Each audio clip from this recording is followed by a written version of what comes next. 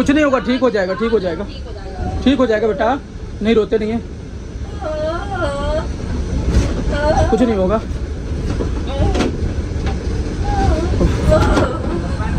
हाँ, हालांकि मैं नहीं दिखाना चाहता था लेकिन मुझे दिखाना पड़ रहा। सारी उम्मीदें टूट जाती है। डॉक्टर हमें कैबिन में बुलाते हैं, कहते हैं ये सारी बातें कि बच्चे को तकलीफ है, यहाँ तक ऑपरेशन तक की भी बात कह दी जाती है। नमस्कार प्रणाम दोस्तों, मैं राजा ब्लॉग बिहार समस्तीपुर से। तो दोस्तों, सभी इंसान के जीवन में कठिनाइयां आता है और अभी आपने एम्बुलेंस की वीडियो देखी होगी। हाँ, हमारे साथ काफी बुरा हुआ है और मैं आपको रिपोर्ट दिखा दूं अपने बेबी का। ये रहा हमारे बेबी का रिपोर्ट, ये देखिए, ये एक्सरे है। हालांकि मैं नहीं दिखाना चाहता था लेकिन मुझे दिखाना पड़ रहा है। जो व्यक्ति को ये जो है रिपोर्ट पैथोलॉजी का देखना आता होगा, जो पेट का अल्ट्रासाउंड होता है, सॉरी मैंने एक्सरे बोल दिया, एक तरह से एक्सरे ही है। तो दोस्तों, हुआ ये था कि मैं अपने ससुराल गया था। तो ससुराल में क्या होता है ना कि मैं कभी किसी की बातें मैं सुनता नहीं हूँ।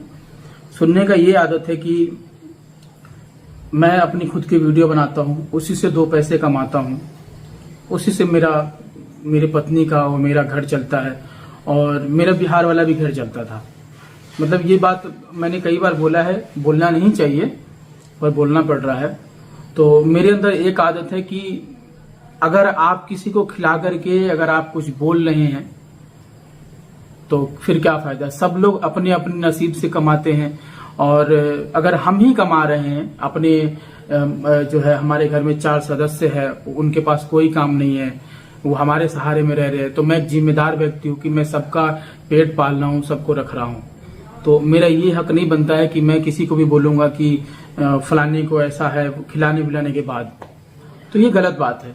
तो ऐसा ही कुछ हमारे ससुराल में हुआ था, ठीक है, जो कि हमारे इनके पिताजी ने किया था, मैं क्या ही बोलूं। तो इस उपरांत से जो है मुझे ससुराल से आना पड़ा और यही चीजें मैं अपने बिहार में भी देखता था। मेरी मम्मी मेरे पापा करते थे और पापा का मेरा यही कहना होता था शुरू से ही। जब मैं 12वीं फेल हुआ था तो बार बार गाना मारते थे कि मेरा घर को छोड़ दो, ये मैंने अपनी मेहनत से मेरे बाप दादों ने इस घर को दिया है, तुम्हारे पास हैसियत हो तो तुम अपना घर बनाओ। तो ऐसा होता था। तो ठीक है, सबका कहने का अर्थ है, शायद मैं उसी लायक हूं तो कह रहे होंगे आप। मेरी पत्नी ने भी मेरे ऊपर वीडियो बनाया अपने भैया के कहने पे, अपने पापा के कहने पे, और बाद में कहाँ आना पड़ा, मेरे पास ही आना पड़ा ना जब प्रेग्नेंट हुई। तो अभी जो है मैं कमा रहा हूँ अपनी वीडियो से, तो किसके ऊपर लगा रहा हूँ, अपनी बीमारी में लगा रहा हूँ। मुझे प्रॉब्लम हो रहा है, मैं अपनी पत्नी को देख रहा हूँ, अच्छे अच्छे कपड़े पहना रहा हूँ, बहुत बढ़िया बढ़िया जो भी मेरे तरफ से हो सकता है मैं कोशिश कर रहा हूँ कि मेरी पत्नी खुश रहे, क्योंकि माँ के बाद एक पत्नी ही होती है सब कुछ। तो ये तो खैर ये हो गई आपसी जो रंजिश कहते हैं, मन मुटाव कहते हैं, ये बातें हो गई। तो मेरी पत्नी ने इतनी बड़ी गलती की, फिर भी मैंने इनको माफ किया और मैंने इनको अपनाया और मैं बुलाया और मैंने अपने दरिया दिल दिखाई कि कोई बात नहीं, वीडियो बना दी, क्या होगा, दुनिया में लोग 2 बातें ही तो बोलेंगे कि इसके पत्नी ने इसके ऊपर वीडियो बनाया। तो ऐसा था। जब ये फिर प्रेग्नेंट हुई तो मेरा गुस्सा कई हद तक शांत हुआ। मैंने कहा कि नहीं, पहले भी शांत हो गया। देखिए, मैं अपने परिवार वालों से भी बैर नहीं करता हूँ, बस उन लोगों ने जो गलतियां किया है मेरे लाइफ में ना, अपने इंडिया में 99% जो बेटा होते हैं ना अपने माँ बाप से ही पीड़ित होते हैं। और कई लोगों को ये बात बोलेंगे तो बुरा लगेगा क्योंकि वो माँ बाप को भगवान मान बैठे हैं।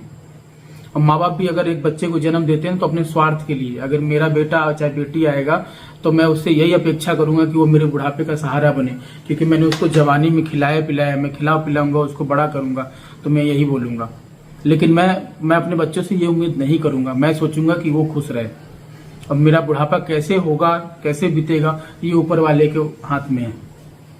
शायद मैं अपने बुढ़ापा के लिए मैं कुछ बचा के रखूंगा, ठीक है, तो उससे मैं अपनी जिंदगी जीऊंगा, क्योंकि जो हमारे आने वाली पीढ़ी होगी वो अपने हिसाब से जिंदगी जीना चाहेगी, उसको हम खुद के अपने हिसाब से नहीं कर सकते। आजकल जो पीढ़ियां आ रही है, अगर पिताजी अगर बाल काट रहे, हेयर कटिंग कर रहे हैं, तो बेटा भी नहीं करना पसंद करता। बेटा चाहता है कि मैं कुछ अच्छा करूँ, पढ़ाई लिखाई करूँ, नौकरी करूँ, अपने पिता से बेटर करके दिखाऊं, तो यही चलता है।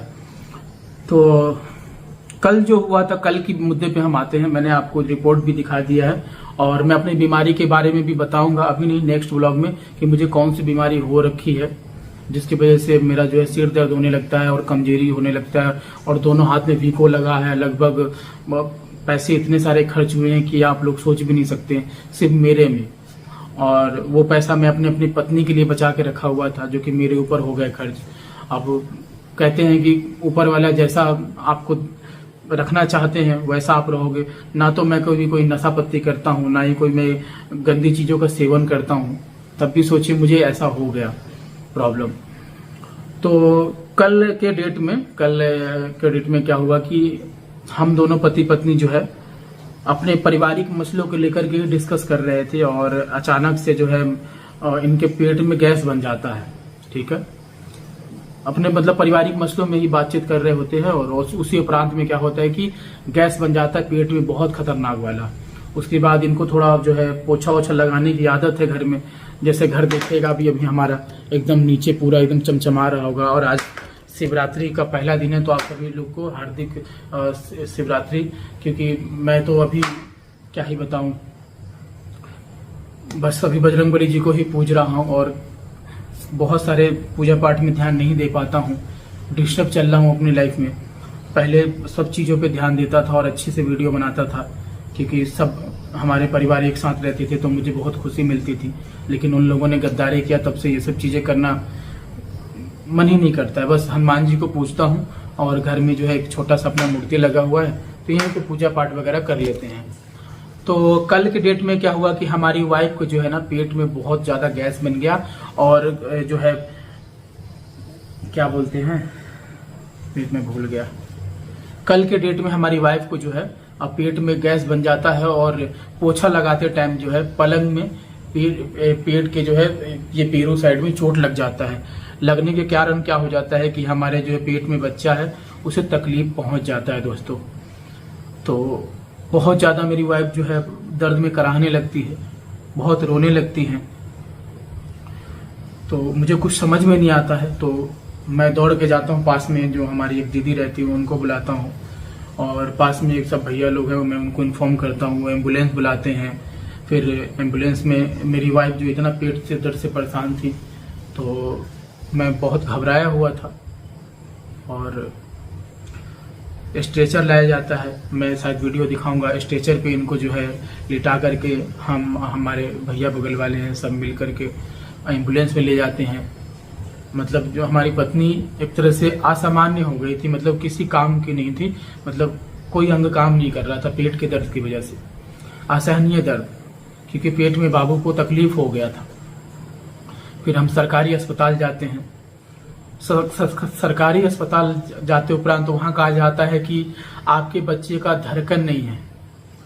पहले ये बोला जाता है कि पेट में बच्चा ही नहीं है, फिर बाद में कहा जाता है कि बच्चे का धड़कन ही नहीं है।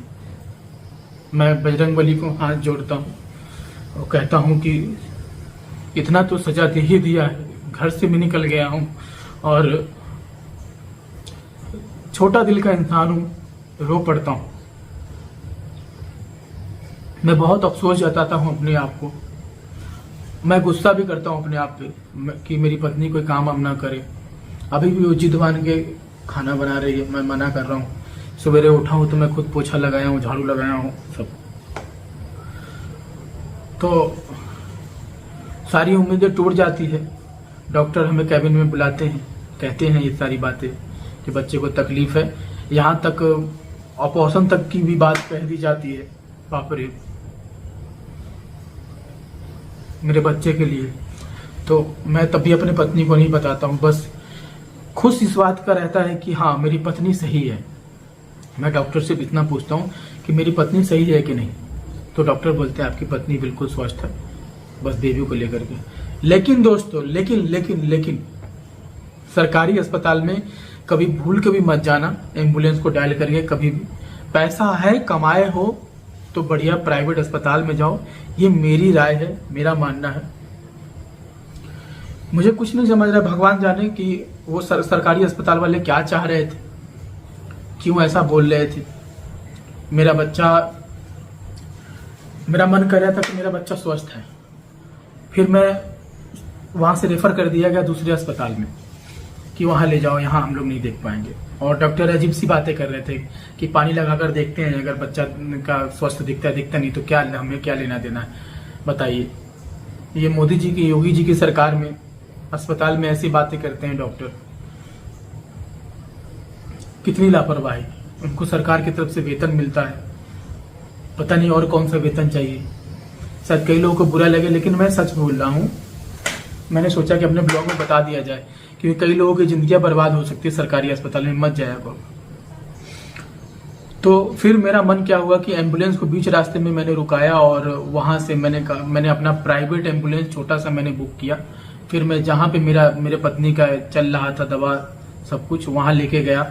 वहां अल्ट्रासाउंड हुआ, अल्ट्रासाउंड के दौरान सब कुछ चेक हुआ और बजरंगबली की कृपा से हमारा बच्चा जो है स्वस्थ है, सब कुछ ठीक था। सरकारी अस्पताल में बताया गया था कि धड़कन नहीं है, बच्चा ही नहीं है।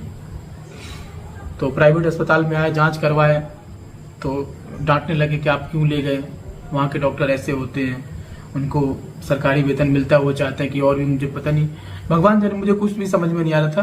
पर मेरा बच्चा स्वस्थ है, सब ठीक है, धड़कन भी है, हर चीजें चेक किया गया, 1 महीने का दवा भी दिया गया। वहां पे बोला कि अब घर जाइए, आराम से रहिए। उसी उपरांत में इनके पिताजी भी मेरे से बदतमीजी करते हैं, पता नहीं क्यों करते हैं, और मैं थोड़ा गुस्से वाला हूं। मैं अब किसी का नहीं सुनता, इसलिए नहीं सुनता कि मेरा परिवार बिखर गया, मेरे परिवार को मुझसे अलग कर दिया गया, मेरा माइंड बिल्कुल शांत नहीं रहता। आप जो ब्लॉग देख रहे हो ना, आप भी सामने आके अगर उल्टा पुल्टा बोलोगे ना तो मुझसे सहन नहीं होगा। मैं पहले जैसा राजा नहीं रहा हूं। अब मुझे इंतजार है मेरे बच्चे का। खुशी इस बात का है कि मेरा एक संतान आने वाला है, उसका इंतजार कर रहा हूं। शायद उसके आने से मेरे लाइफ में सब कुछ ठीक हो जाए, और मैं उसको सबसे छुपा के रखूंगा। कोशिश करूंगा कि वो सोशल मीडिया पे भी ना आए, वो अपना पर्सनल लाइफ में अच्छी जिंदगी जिए। उसका बाप मैं हूं, मैं उसके लिए बहुत सारे पैसे कमाऊंगा, उसको अच्छा लाइफ दूंगा, अच्छी चीजें समझाऊंगा। बस इसी इंतजार में हूं।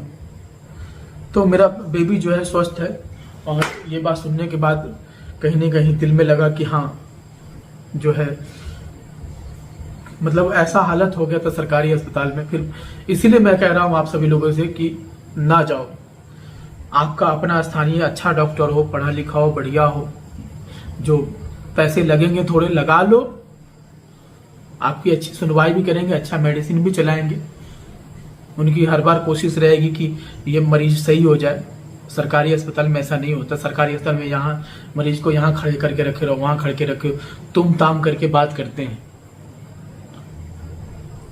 कुछ भी सही नहीं है इस दुनिया में, फ्री में कुछ नहीं हो सकता है, सबको पैसा चाहिए।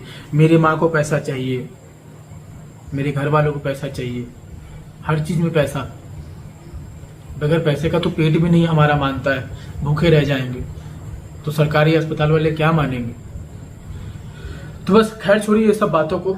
बातों मैंने बहुत सारी बातें बोल दिया, 13 मिनट तक बोल दिया। बेबी हमारा स्वस्थ है, अच्छे से है। बाकी आगे क्या होता है सब में हम दिखाएंगे।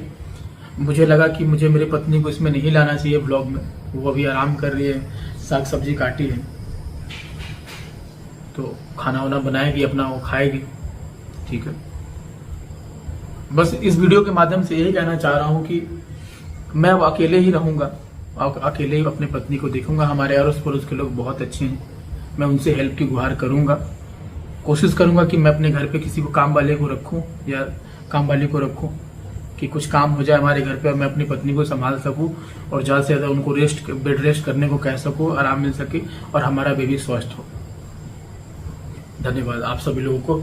ये बात मैंने सबसे बड़ी मुद्दा हमने इसलिए मैंने शेयर किया है कि भाई सरकारी अस्पताल मत जाना, मत जाना, मत जाना, मेरे तरफ से मत जाना। पैसे कमाओ और तुम लगाओ, प्राइवेट में ही लगाओ, वहां डॉक्टर तुम्हारी सुनेंगे, सरकारी अस्पताल में नहीं सुनते हैं। तुम ताम तराम करके इस प्रकार से बात करते हैं, जो मरीज अच्छा होने वाला हो ना उसको भी बिगाड़ देते हैं।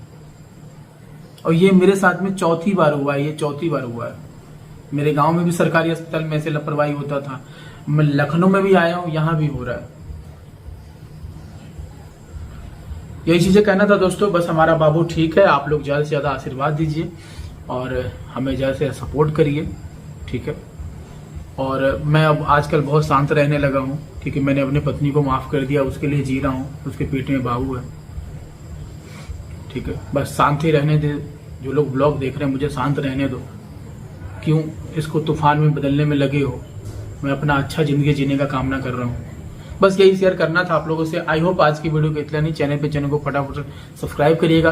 फेसबुक पेज पे देख रहे हैं तो फेसबुक पेज वाले लोग जो हैं, कुछ लोग मैं आपको बता रहा हूँ कि हमारे ऑडियंस में भी है कि इतना जलते हैं, तो तुम जलते रहोगे, हम चलते रहेंगे, हम रो के भी पैसा कमा लेंगे। और तुम रो के गुस्सा के देख करके हमारी वीडियो को जाओगे, मेरा फायदा ही पहुंचाओगे। तो मत करो नफरत, हमारे व्लॉग को देखो, एंजॉय करो। अगर मैं अपने व्लॉग में कुछ बोलता हूं तो अच्छे बातें भी बताकर जाता हूं, सतर्क करके जाता हूं कि ऐसे जिंदगी को आप जिया करिए। आई होप आज की वीडियो को फेसबुक पेज पे देख रहे हैं तो फॉलो करके जाइएगा, अपना कीमती वक्त करके मेरा व्लॉग को देखने के लिए। बहुत बहुत धन्यवाद।